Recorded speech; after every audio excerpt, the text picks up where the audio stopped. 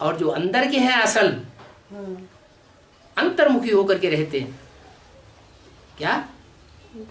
तो यहाँ सारा ही उल्टा होता है। क्या उल्टा होता है? अंदर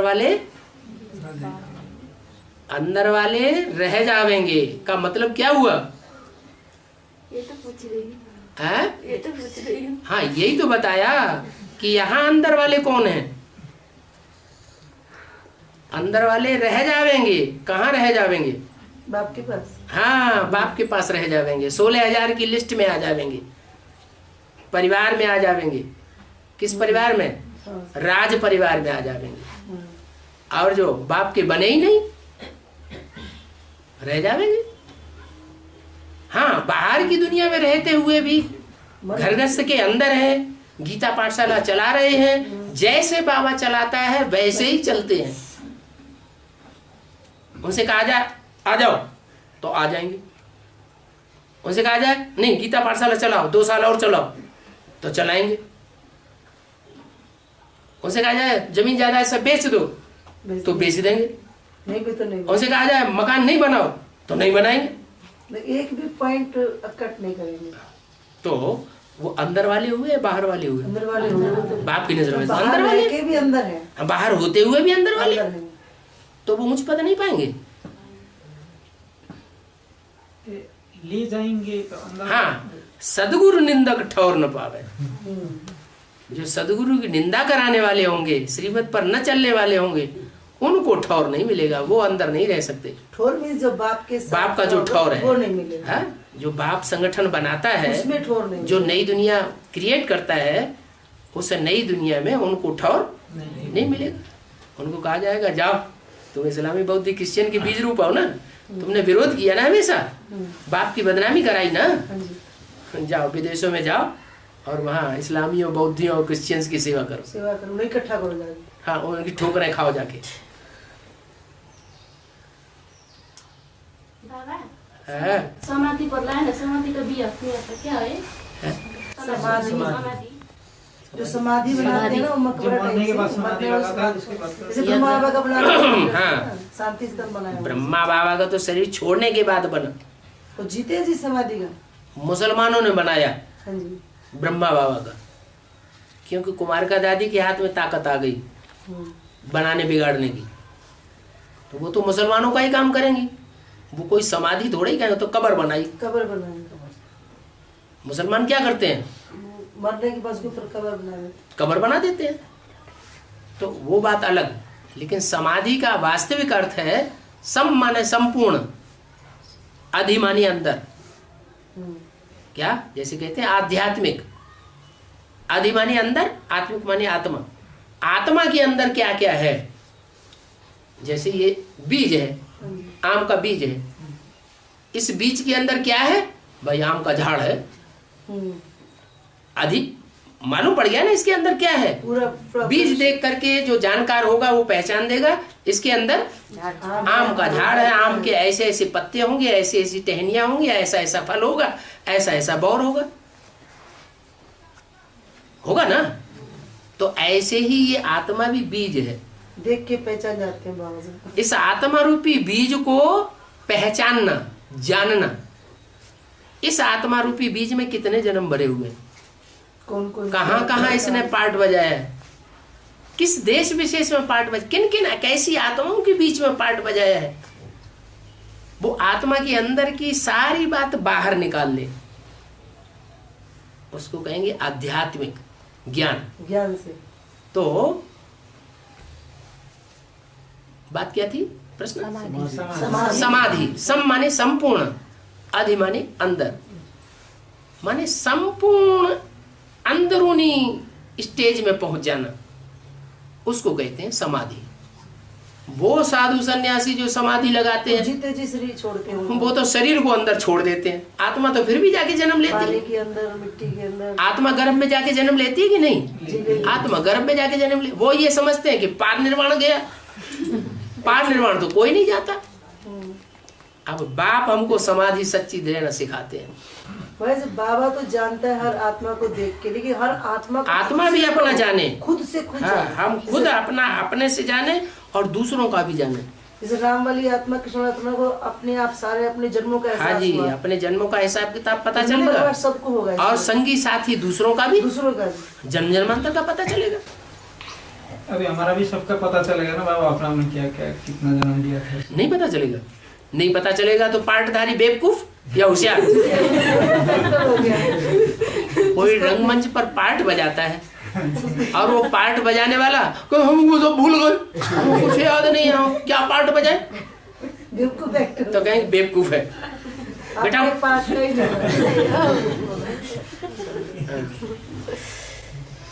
इस डीप ज्ञान से करते करते अभी भी होता है, एहसास तो होता है, कभी भी ऐसा नहीं होता। बाबा हाँ मुरली में बताया है हाँ, क्या क्या बताया है कि क्लास में बैठने से भी धारणा नहीं होगा। क्लास में बैठने से क्लास मतलब क्लास मुरली सुनने से भी धारणा नहीं होगा। धारणा जब होगा जब क्लास में बाबा का परिचय दूसरों को देंगे। क्या क्या क्लास में बैठे, मतलब क्लास सुनो वो खाली उसका कहने का भाव ये है कि क्लास में खाली बैठ लिया, मुरली सुन लिया, उससे मात्र धारणा नहीं होगा। तो उसको बाहर जाके सर्विस करना है और आत्मा को संदेश देना है, मैसेज देना है, तब जाके धारणा होगी अच्छी तरह। ठीक है। आपने मुरली में बताया है। फिर हाँ, बाबा ठीक ने है। मुरली में बताया, तो क्या ये बात कैसे है, वो पक्का करना चाह रही है इस बात को। माना कोई क्लास ही नहीं करेगा बाबा का, हाँ जी।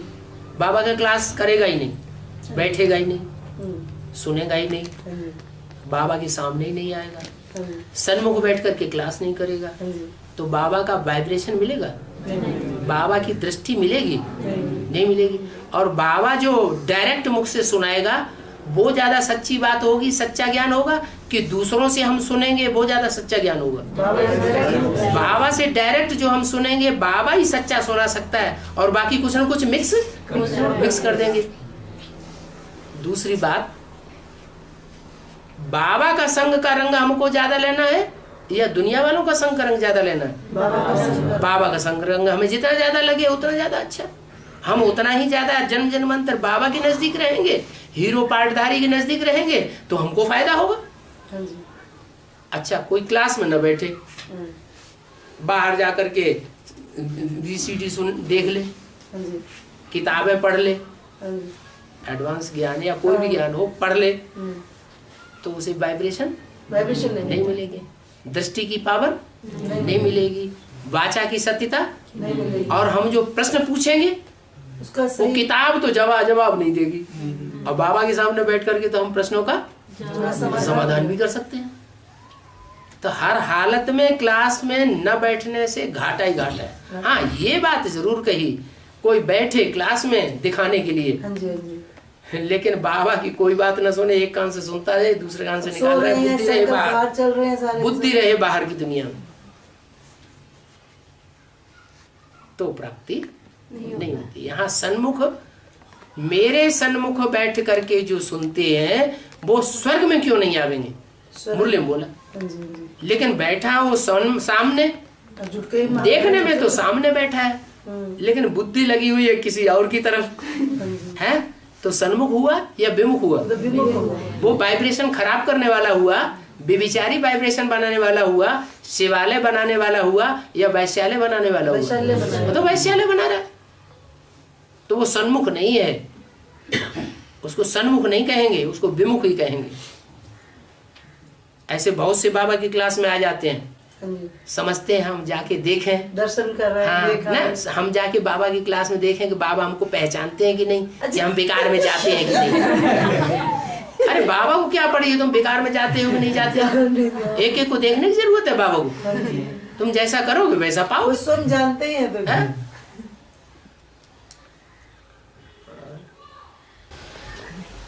बाबा, हाँ। लव कुश ने जब राम को हराने की कोशिश की, लव कुश ने राम को हराने की कोशिश की, वो बेहद में कौन सा पीरियड है?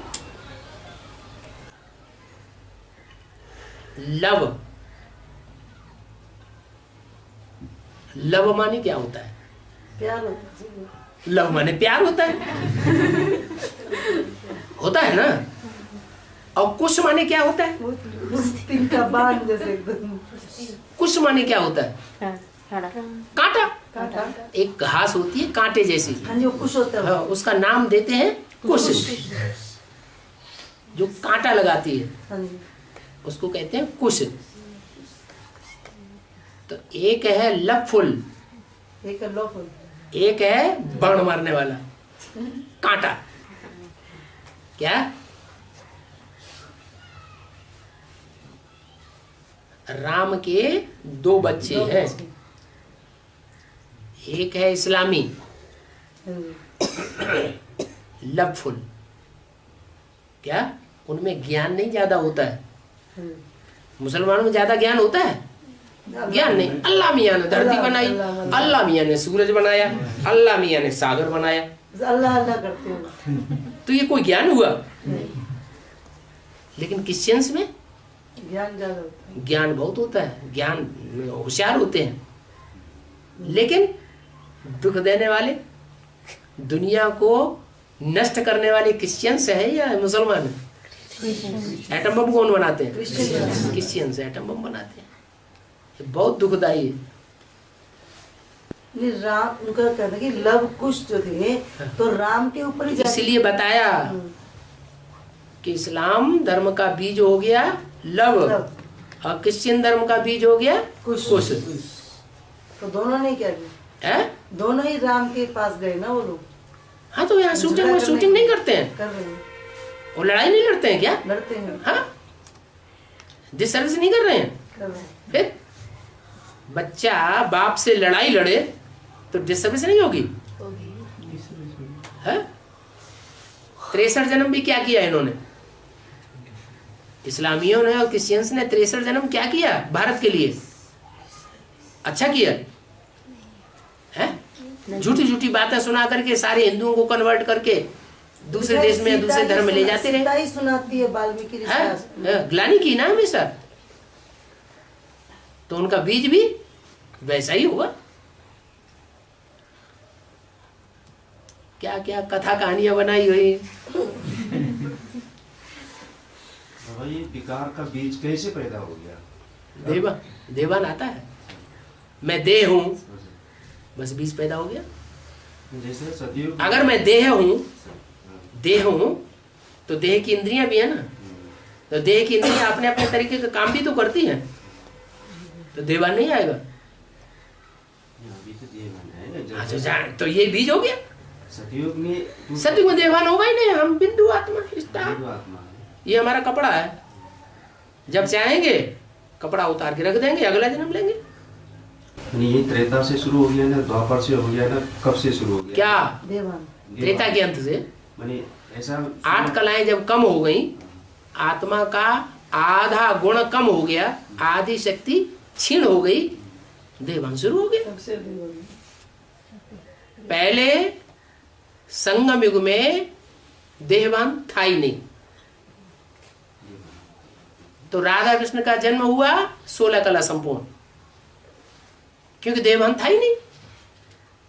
लक्ष्मी नारायण के चित्र कहाँ गया? पीछे लक्ष्मी नारायण के चित्र में जो संगम युग के लक्ष्मी नारायण हैं ऊपर, वो आपस में एक दूसरे को देखते भी नहीं है, टच भी नहीं है, देखते भी नहीं, टच भी नहीं कर रहे हैं, इंद्रियों से टच भी नहीं कर रहे हैं, देखते भी नहीं है, माने उनको इंद्रियों में देहभान है ही नहीं। फिर राधा कृष्ण जैसे बच्चे कैसे पैदा होंगे? बच्चों की पैदाइश करने के लिए तो 2 का योग चाहिए ना, वाइब्रेशन, भाई कुछ तो चाहिए। पपीता है, एक पपीता का पौधा यहाँ हो नर, और एक दूसरा पपीता का पौधा 2-3 किलोमीटर दूर हो, बीच में कोई भी पपीता का पौधा न हो, तो जो मादा पपीता है वो 2 किलोमीटर दूर से ही नर पपीते से अपना वाइब्रेशन कैच कर खींच लेगा। तो क्या जड़ में ये ताकत हो सकती है? चैतन्य मनुष्य में ये ताकत नहीं हो सकती है? हो सकती कि नहीं? तो ये अभी बाबा सिखा रहे हैं कि ऐसी सृष्टि में आकर के बनाता हूं जहां देवभान का नाम निशान नहीं होगा। वाइब्रेशन से ही तुम राधा कृष्ण जैसे बच्चों की पैदाइश करेंगे। फिर राधा कृष्ण को कैसा दिखाया गया? वो एक दूसरे को देख रहे हैं, माने एक दूसरे से लगाव हुआ पड़ा है। किन इंद्रियों का? भ्रष्ट इंद्रियों का नहीं, श्रेष्ठ इंद्रियों का। श्रेष्ठ इंद्रियों में भी जो सबसे श्रेष्ठ है, दृष्टि का प्यार लगा हुआ। वो दृष्टि से ही प्यार भोगेंगे, सुख भोगेंगे, उसी से संतान पैदा हो जाएगी। फिर त्रेता में आते हैं तो देवान भाव और बढ़ जाता है, 2 कला कम हो गया। इतना देवान बढ़ गया कि बाहुपास में बनने लगे।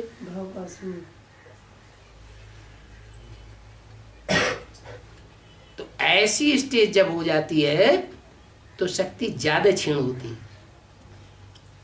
और द्वापर में जाते जाते तो भ्रष्ट इंद्रियों की पैदाइश शुरू हो जाती है, आकर्षण शुरू हो जाता है भ्रष्ट इंद्रियों का। वहां पतन फिर तेजी से होता है, शक्ति क्षीण होने लगती है, दुनिया बहुत ही नीचे गिरने लगती है। जैसे कई लोग मानते हैं, शास्त्र में भी तो लिखा है दृष्टि से पैदा हुए कौरव पांडव, खीर से पैदा हुए राम, सीता पैदा हुई पृथ्वी से, हनुमान पैदा हुआ हवा से। हाँ जी, हाँ जी। वो संगम युग का ही याद करवाओगे सारे। हाँ जी, हाँ जी, हाँ जी। और अभी घर को सुधार करो, ये घर मानो कौन सी घर की बात है? घर को सुधार करो, पहले घर का सुधार, फिर पर का सुधार। अगर देह अभिमान में है तो देह अभिमान में होने के कारण जो देह का बाप है, देह की अम्मा है, देह के भाई है, देह के बहन है, वो याद आएंगे। ये हमारा घर है, क्योंकि हम देह हैं, हमारी देह का घर है, ये देह का परिवार है। इसका पहले सुधार। अगर हमने अपने को आत्मा समझ लिया तो हमारी आत्माओं का परिवार कौन सा होगा तैयार? 108 आत्माओं का परिवार तैयार होगा, संगठन तैयार होगा, माला बनेगी, उसका हम सुधार करें। पहले वो 108 आत्माएं बिगड़ी हुई हैं या सुधरी हुई हैं? बिगड़ी हुई है। तो बिगड़ी हुई आत्माओं को हम सुधार करेंगे तो भगवान के घर का, भगवान के परिवार का सुधार होगा ना। तो मेंटलिटी बदल गई। हद में अर्थ उठाएंगे तो देह का अर्थ उठाएंगे, देह का परिवार, क्योंकि हमने अपने को देह समझ लिया। तो पहले घर को, अगर अपने को आत्मा समझेंगे तो फिर आत्मा तो परमात्मा का बच्चा है। किसका बच्चा है? तो परमात्मा के घर का सुधार करेंगे। इसलिए बाबा मुरली में कहते हैं रोज मुरली सुननी चाहिए। पता नहीं हमारे माफिक कौन सा पॉइंट लग जाए, एक पॉइंट से ही हमारे जीवन का परिवर्तन हो सकता है। मुरली सुनते समय पूरा सोए और बोले हम तो रोज मुरली सुनते हैं, तो उनका क्या करें? क्या करें? क्या कोई कुंभकर्ण की औलाद बनाए, बनेंगे कि नहीं बनेंगे?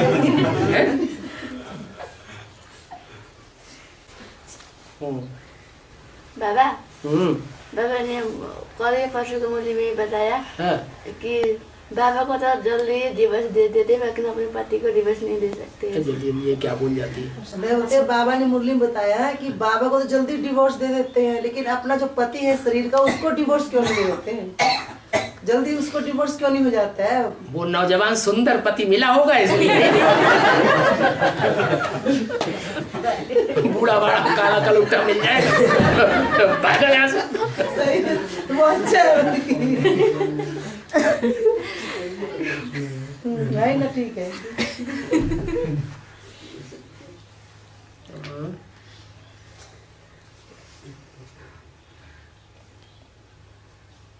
बाबा कभी कभी प्रश्न पूछने वाले खुद ही मुसीबत में फंस जाते हैं। बाबा पौंड्र का अर्थ क्या है? पौंड्र का अर्थ क्या है? क्या पौंड्र हद में क्या? पौंड्रिक क्या होता है ये? पौंड्र क्या होता है? तुम्हें शास्त्रों की बातें याद आती है? मुरली या बेगाड़ी को कुछ भी पॉइंट याद आ रहे हैं। तो सारे पूरा कैसा मार दे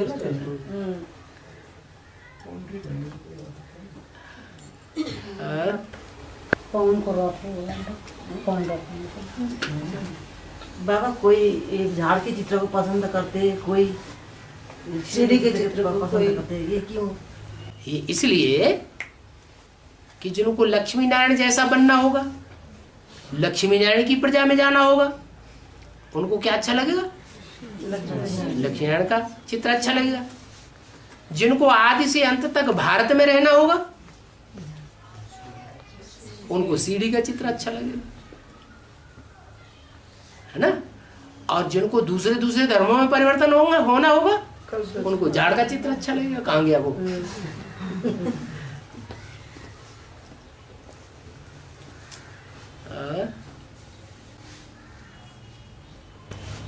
बाबा मुरली ने बोला जब तक भक्ति मार्ग का संस्कार रह जाएगा तब तक मैं नहीं आऊंगा, ऐसे बोला है। क्या?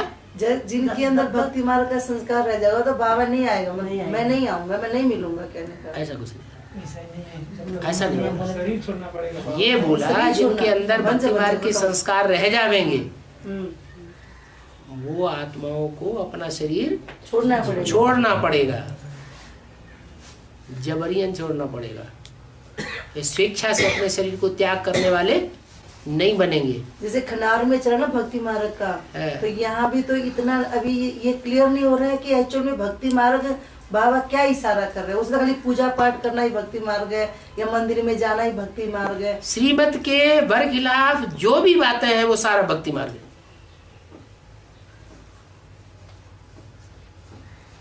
श्रीमत के अनुकूल जो भी है वो ज्ञान मार्ग, वो सब ज्ञान मार्ग है।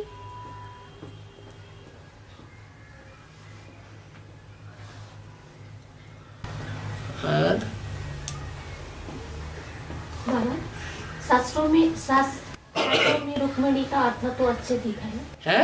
रुक्मिणी का पार्ट है ना जो वो अच्छा है, फिर ये संगम में तो माने राधा का पार्ट अच्छा नहीं है। नहीं, शास्त्रों में रुक्मिणी का पार्ट अच्छा है, लेकिन राधा का पार्ट नहीं। उनका कहने का हमारी बात का जवाब दो, राधा का पार्ट अच्छा है कि नहीं? अच्छा है बाबा। राधा रुक्मिणी राधा का देव, रुक्मिणी राधा एक ही है? नहीं है। हाँ, राधा अलग है, रुक्मिणी अलग है। रुक्मिणी ने राज परिवार में रह करके सुख भोगा, शादीवादी दुनियादारी का सुख भोग लिया, प्रेम में थी,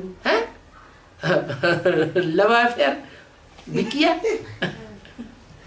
और राधा तो अपने परिवार में रही, शादीशुदा थी, बांधेली थी, तो भी पूरा उसका प्यार पूरा किससे किया? भगवान से किया। तो कहाँ राधा और कहाँ सुख साधन संपत्ति भोगने वाली रुक्मिणी, मान मर्तबा भोगने वाली रुक्मिणी? वो अच्छा पार्ट है क्या? ब्राह्मणों की दुनिया में कोई मान मर्तबा भोगे, सुख साधन संपत्ति सब प्रकार की भोगे, बड़े बड़े महलवाणियों में रहे, अच्छे अच्छे लकलके बकाबक सफेद कपड़े पहने, क्या, और बढ़िया बढ़िया भोजन बना बना के खाए और दूसरों को खिलाए। तो सारी सुख साधन संपत्ति सब मिल गई ना, मान मर्तबा सब मिल गया ना, ये अच्छी बात है। त्याग किसने किया? राधा ने किया या रुक्मिणी ने किया? त्याग तो राधा। अभी भी ब्राह्मणों की दुनिया में त्याग राधा कर रही है या रुक्मिणी कर रही है या जगदम्बा कर रही है? राधा ने त्याग किया, अभी भी त्याग कर रही है, शास्त्रों में भी दिखाया है। और बाबा, आदि पुरुष और अनादि पुरुष कौन है? अनादि शिव। आदि पुरुष है कि नहीं? आत्मा है कि नहीं? शरीर रूपी पूरी में आकर के पार्ट बजाता है कि नहीं? तो वो भी पुरुष है, वो आदि पुरुष है, वो अनादि पुरुष है। और जो आदि पुरुष है वो आदि पिता है। तुम आदि देव है, पुरुष है, पुराण है, शंकर को कहा जाता है। आदम, एडम, ईव नहीं, उसमें बताते हैं लगातार।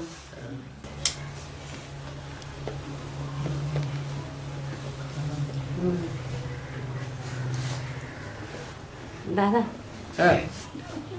और जब वैष्णवी देवी देवता का पालना करते हैं ना, वैष्णवी देवी, तब उस समय शिव कहाँ होंगे? शिव पाप जब चाहिँ वैष्णवी देवीले देवताहरूको पालना गर्छ नि, त्यति बेला चाहिँ वैष्णवी देवीमा चाहिँ शिवले प्रवेश गर्छ हो, तर चाहिँ त्यो चाहिँ चाल चाहिँ पाउँदैन भनेर भनेको छ नि। मैंने जब वैष्णवी देवी का पाठ चलेगा ना, वैष्णु का, वो देवताओं की पालना करेगी, तो क्या उस समय उसमें शिव का पाठ चलेगा वैष्णवी में? बोल रही हूँ, पूछ रही हूँ। शिव पवित्र में आता है या अपवित्र में आता है? शिव जो है पवित्र में नहीं तमो प्रधान में आता है या सतो प्रधान में आता है? पतित में आता है या पावन में आता है? पति भी आता है। तो आता ही है पतित तन कामी कांटे में, बड़े से बड़े कामी कांटे में आकर उसको बड़े से बड़ा फूल बनाता है। तो वैष्णवी तो फूल है, बड़े से बड़ा फूल नहीं है। त्यो प्रवेश चाहिँ गर्छ कि चाल चाहिँ पाउँदैन भनेर वो सुना बोली कि मुरली में सुना या कोर्स में सुना क्या कि जो वैष्णवी का जो पाठ चलेगा उसमें शिव की प्रवेशता तो होगी, लेकिन मतलब मालूम नहीं पड़ेगा किसी को, वो ऐसा कह रही है। सारा ज्ञान उसने धारण कर लिया, सारा ज्ञान दूसरों को सुना दिया, जो लक्ष्य है वो सारा पूरा किया, लक्ष्य में बनी, रह क्या गया उसके लिए करने के लिए? शिव क्या है? शिव क्या चीज है? धन है, संपत्ति है, महल माड़िया मकान है, कुछ है, कोई पदार्थ है स्थूल? नहीं, ज्ञान ही शिव है। ज्ञान माने सच्चाई। तो सत्य को उसने धारण कर लिया। लक्ष्मी ने क्या धारण किया? सत्यनारायण को धारण कर लिया। और क्या चाहिए? और शिव कैसे धारण किया जाता है? शंकर के लिए थोड़े कहेंगे धारण कर लिया। शंकर को तो सिर्फ तीसरा नेत्र दिखाया जाता है खड़ा हुआ, शिव नेत्र। वो तो दिखावे की बात हो गई कि हाँ शिव आया, लेकिन प्रैक्टिकल क्या किया? रुद्रमाला या रुद्रमाला का हेड प्रैक्टिकल कर्म करके दिखाता है, दिखाता है। अरे अब प्रैक्टिकल में स्वर्ग स्थापन हुआ? अभी तो नहीं बाबा। कब होगा? वैष्णवी जब आएगी कब होगा? किसका इंतजार है? वैष्णवी का क्यों? मैंने उसने पूरा धारण किया ना, तो उसने सारा ही शिव को हप कर लिया। सत्य ही शिव है, शिव ही सुंदर। सत्य है, सच्चाई को उसने पूरा ही हप किया।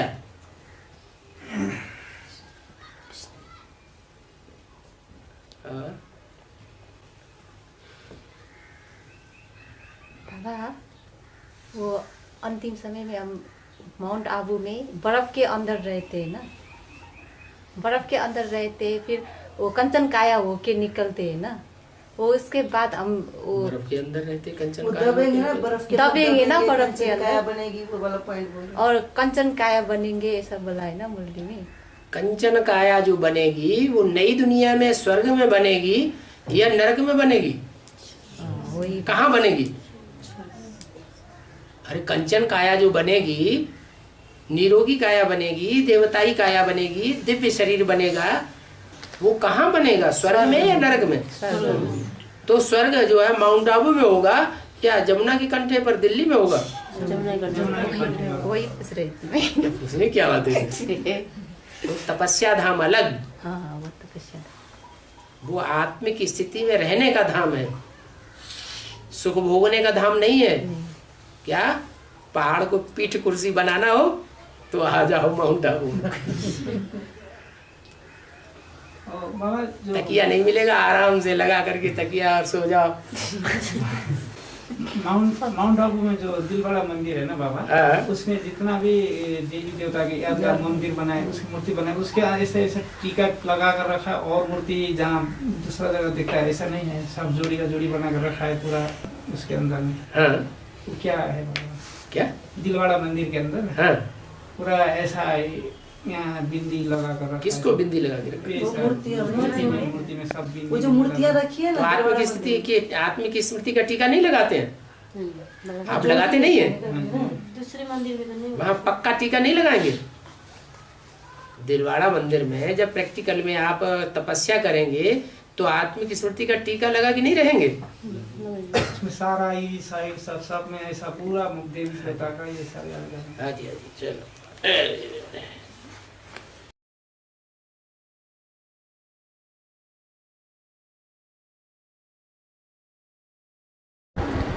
अनुसुईया के लिए दिखाते हैं कितनी पवित्र थी, जिसके पति का नाम क्या था? अत्रि।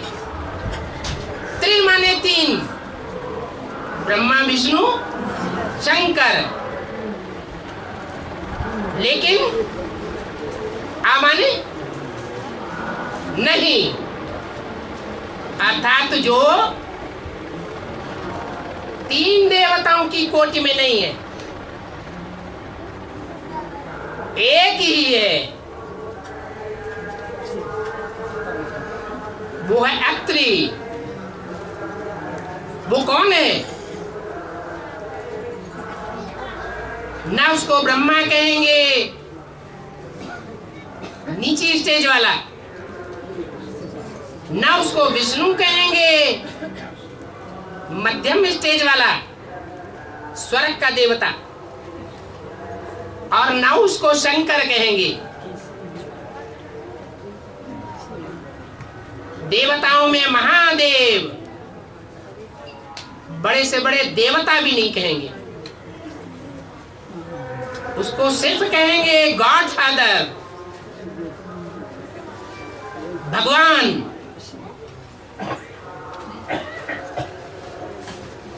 न वो देवताओं की लिस्ट में कहा जाता,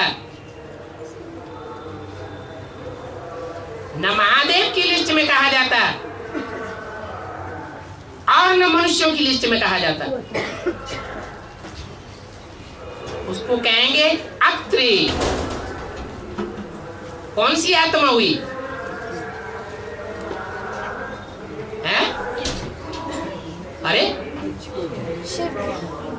शिव बाबा वो संपन्न स्टेज है जहां वो सिर्फ हेवनली गॉड फादर है, जिसके लिए गायन है भगवान आते हैं तो भगवान भगवती बनाते हैं। भगवान भगवती को देवी देवता नहीं कहेंगे, वो संगम युग की ऊंची से ऊंची स्टेज है, वो सदा शिव की स्टेज है, खड़ा हुआ नेत्र है, सदैव पुरुषार्थ खड़ा हुआ है। वर्तमान ब्राह्मण जीवन में ऐसा कोई भी पुरुषार्थी नहीं कहा जा सकता जो सदैव खड़ा हुआ हो।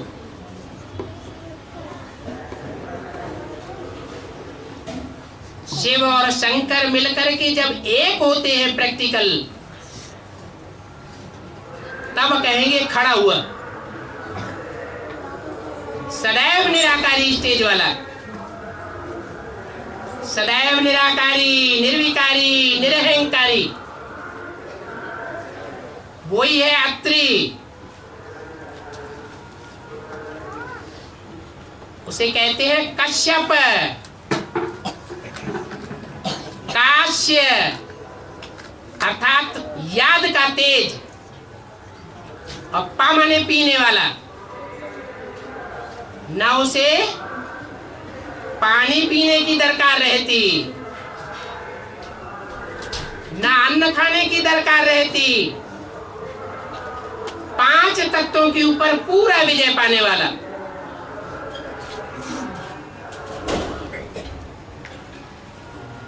उसे किसी के आधार की दरकार नहीं, उसे कहा जाता अत्रि। और उसको सहयोग देने वाली का नाम है अनुसुईया।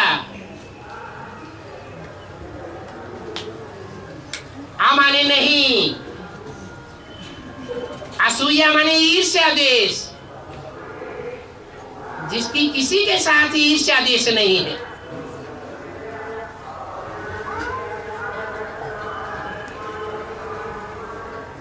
उस नगरी का नाम पड़ा है जो शिव शंकर को बहुत प्यारी है,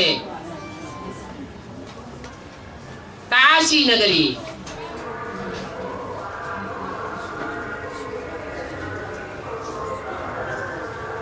वो काशी अनसुईया है।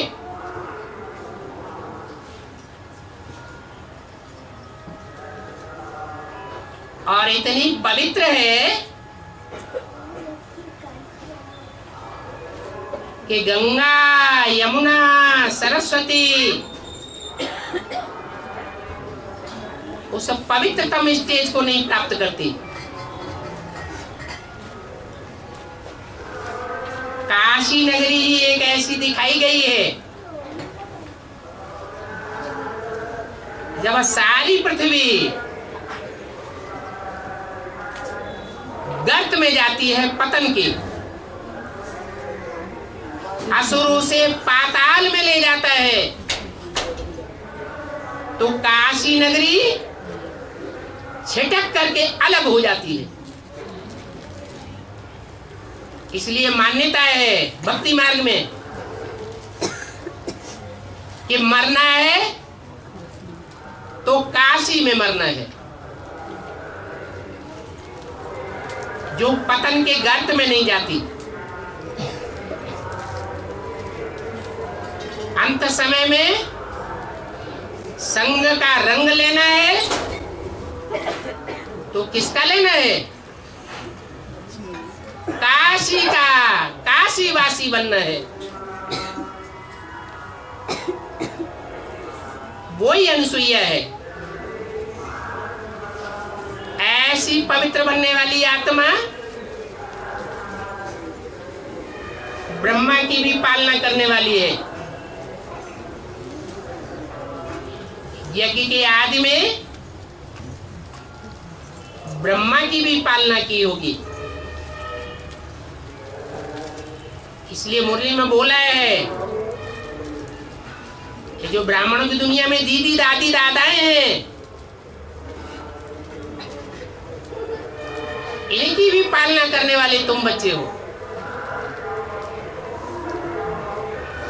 आदि में गुण रत्नों से पालना की थी और अभी अंत में ज्ञान रत्नों से पालना करने वाली बनती है।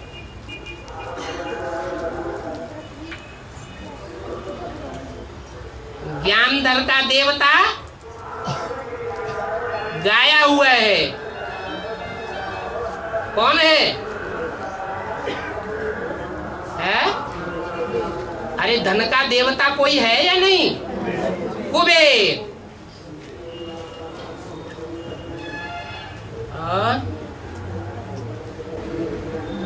बाबा जो 8 देव बनेंगे, जो 8 देव बनेंगे उसमें पुरुष चोला के रहेंगे कि स्त्री चोला किसके रहेंगे? स्त्री और पुरुष की बात नहीं है।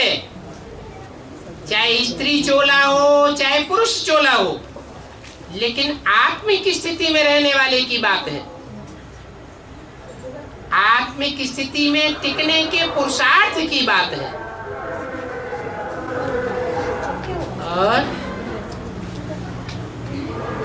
और ये गीता पाठशालाओं में बहुत सारे अनेक धर्मों के लोग ज्ञान सुनाने के लिए घूम रहे हैं, तो इन लोगों को गीता पाठशालाओं पे आने देना चाहिए या मना कर देना चाहिए? गीता पाठशालाओं को चलाने वाले एक का ज्ञान सुनते हैं, एक मुख से ज्ञान सुनने वाले हैं, या अनेकों के मुख से ज्ञान सुनने वाले हैं?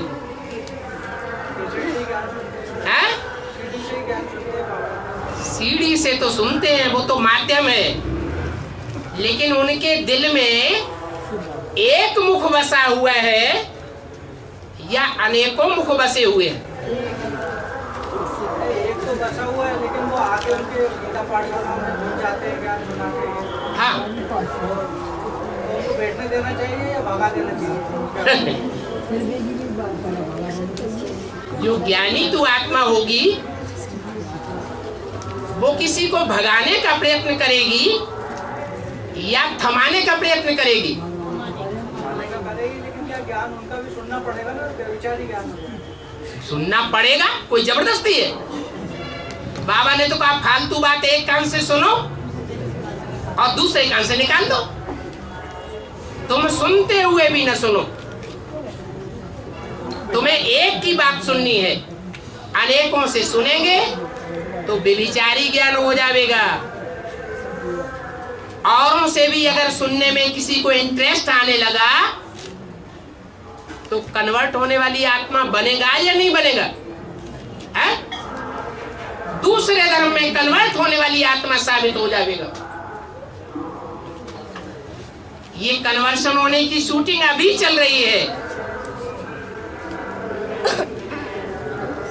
वो आने नहीं देना चाहिए। ये कोई बात हुई?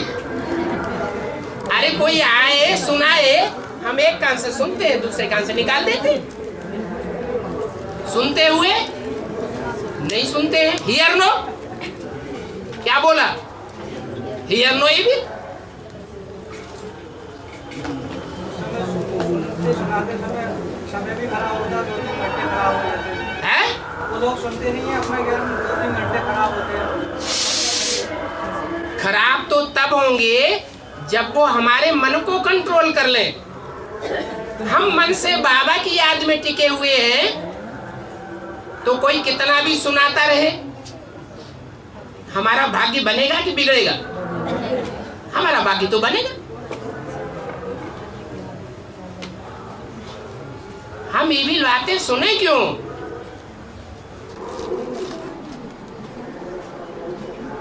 बाकी अपन त्रिमूर्ति का एडवांस का जो भी अपन जानते हैं उससे जानकारी तो दे सकते हैं ना। हाँ, अगर इतनी सामर्थ्य है कि उनकी सुनाई हुई बातों का हम जवाब दे सकते हैं तो जवाब देना है, लेकिन जवाब उनको ही देना है जो वाद विवाद न करें, मुरली की बात सुनने वाले हो। मुरली की बात कोई नहीं सुनते, अपनी ही बात कहे चले जा रहे हैं, चार चित्रों के ऊपर ध्यान ही नहीं देते हैं, अव्यक्त वाणी के ऊपर ध्यान ही नहीं देते हैं, तो उनसे वाद विवाद करने में कोई फायदा नहीं है। बाकी जब वो देखेंगे ये हमारी बात सुनता ही नहीं, सुनते हुए अनसुनी करता है, हमारा तो आना यहाँ बेकार है।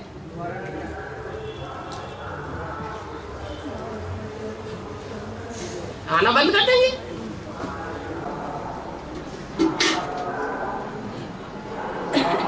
हाँ जी, सबसे ज्यादा निश्चय के चक्कर में ब्रह्मा की सोल आ रही है।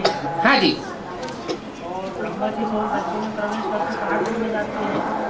हाँ जी, तो निश्चय अनिश्चय का कोई प्रभाव तो नहीं पड़ता है?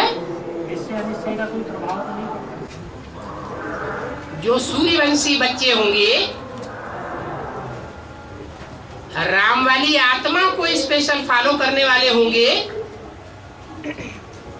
वो प्रभावित होंगे, या जो दूसरे धर्म के बीज होंगे वो प्रभावित होंगे।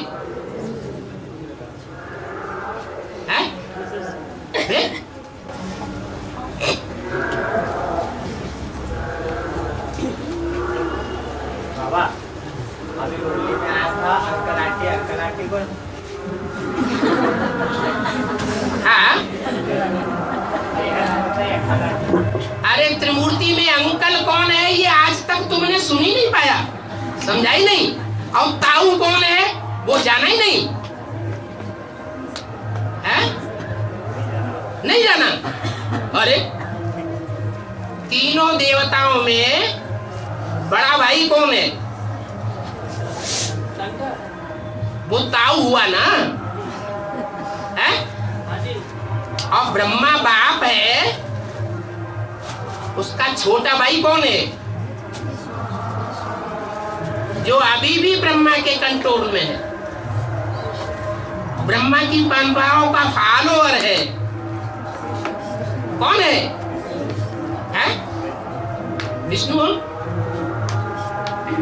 वो अंकल हो गया, अंकल आंटी हो गया, आंटी है तो कोई अंटा भी होगा।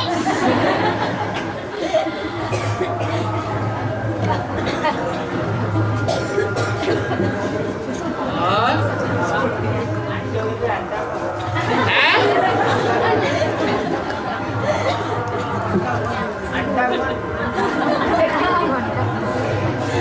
आंटी कौन है वो समझ में आ गया?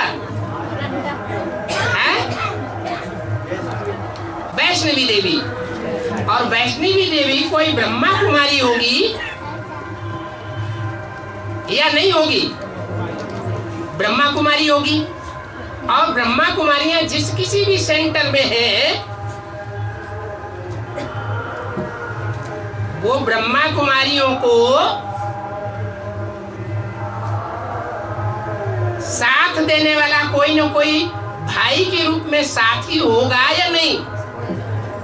ईश्वरीय सेवा में साथ देने वाला कोई न कोई मुख्य भाई होगा या नहीं होगा? है? होगा। तो वो अंटा हो गया।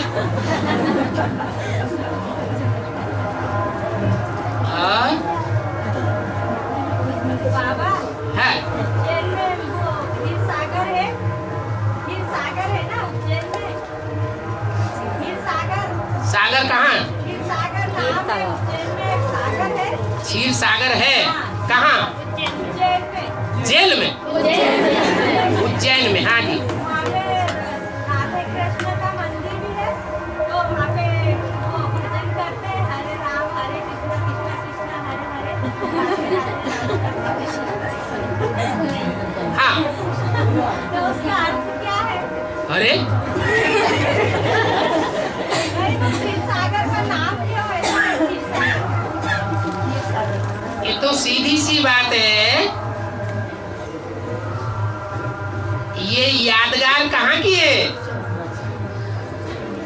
उज्जैन। उत माने ऊपर और जैन माने जैन। जो ऊंचे से ऊंचा जैन है उसका नाम है उज्जैन। अब ऊंचे से ऊंचा जो उज्जैन है वहां किसकी पूजा प्रसिद्ध है? हैं? महाकाल की पूजा प्रसिद्ध है।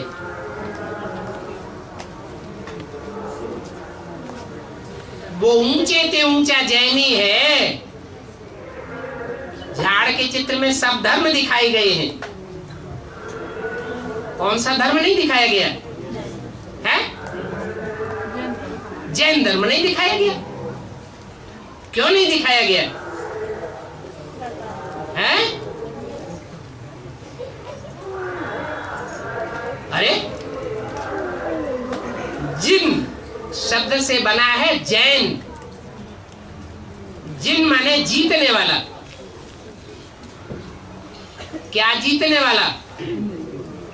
इंद्रियों को जीतने वाला। तो जो इंद्रियों को जीतने वाला अव्वल नंबर में साबित होता है, वो ही काल के ऊपर विजय पाता है, वो ही महाकाल है।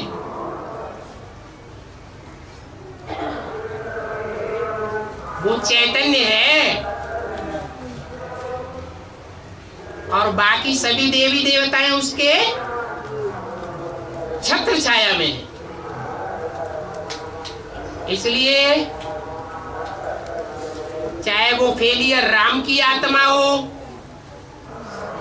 चाहे सीता वाली आत्मा हो, राधा वाली आत्मा हो, कृष्ण वाली आत्मा हो,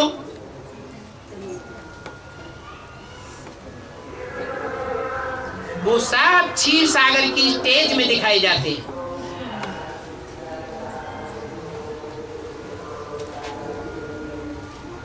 और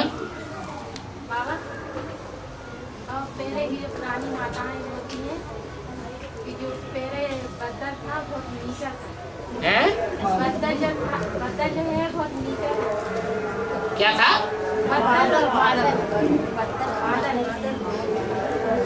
बादल बहुत नीचा था। नीचा था, किसी माता लगाए कि उसको बदल टच हो रहा है तो हम मारा ये क्या चक्कर चला लिया?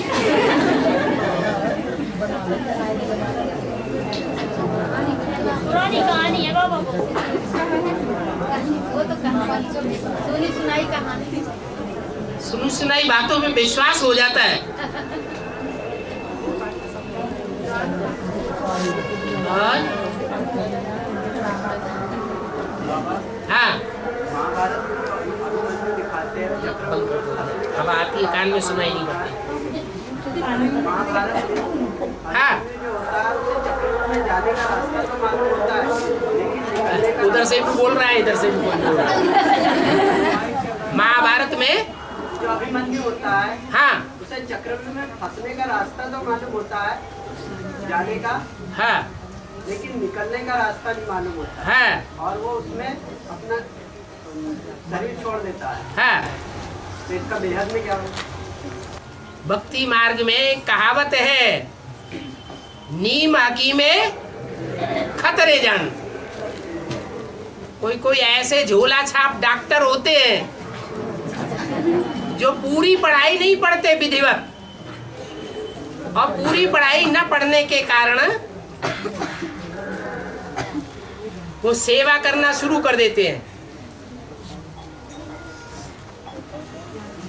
बीमारियों से लड़ाना शुरू कर देते हैं।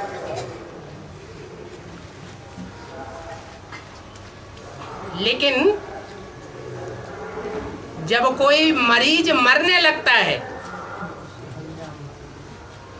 तो हक्के बक्के रह जाते हैं, फेल हो जाते हैं। ऐसे ही वो नाम शास्त्रों में रखा गया, अभिमन्यु अभिमान की औलाद है, उसमें कूट कूट के अभिमान भरा हुआ है। क्या अभिमान भरा हुआ है? मैं भगवान का शिष्य हूं, मेरे को पढ़ाई पढ़ाने वाला बचपन से कोई भी नहीं है। कौन है? खुद भगवान मेरे को बचपन से पढ़ाई पढ़ा रहा है। मैं किसी गुरु को नहीं मानता। अब ये नहीं देखेगा कि वो पढ़ाई विधिवत पढ़ करके पूरी की है या नहीं की है। विधि से सिद्धि मिलेगी या विधि को छोड़ करके सिद्धि लेंगे? हैं? विधिवत पढ़ाई पढ़नी चाहिए। फिर दूसरा अभिमान है, मेरे को जन्म देने वाला ऊंचे ते ऊंचा पुरुषार्थी, जिसके शरीर रूपी रथ को भगवान डायरेक्ट कंट्रोल करता है, वो मेरा बाप है, वो मेरा जन्मदाता है। ये दो अभिमान पतन के गर्त में ले जाने वाले हैं। देह अहंकार के सूचक हैं। भगवान को कोई मानता हो लेकिन भगवान की बातों को न मानता हो।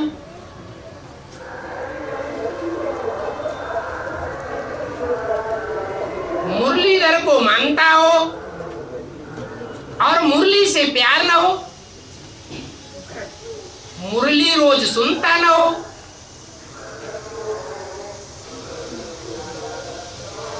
जहां मुरली का संगठन क्लास चलता है वो भी अटेंड न करता हो, तो प्रैक्टिकल जीवन में पास होगा या फेल होगा? फेल हो जाता है। और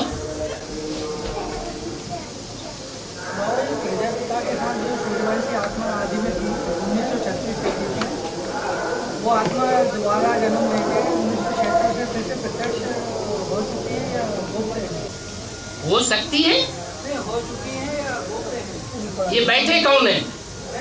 सूर्यवंशी जो अगर सन 36 के बाद उसको फॉलो करने वाली यज्ञ के आदि की आत्माएं प्रत्यक्ष नहीं है, तो ये इतना बड़ा संगठन कहां से आ गया? दिखाई नहीं पड़ता। और किसकी बात है? हाँ, और किसकी बात है? हाँ हाँ, कोई 8 के डायरेक्ट फॉलो करने वाले हैं और कोई ऐसे भी हैं जो 8 को डायरेक्ट फॉलो करने वाले नहीं है, उनको फॉलो करने वालों के फॉलोअर्स है। हाँ जी,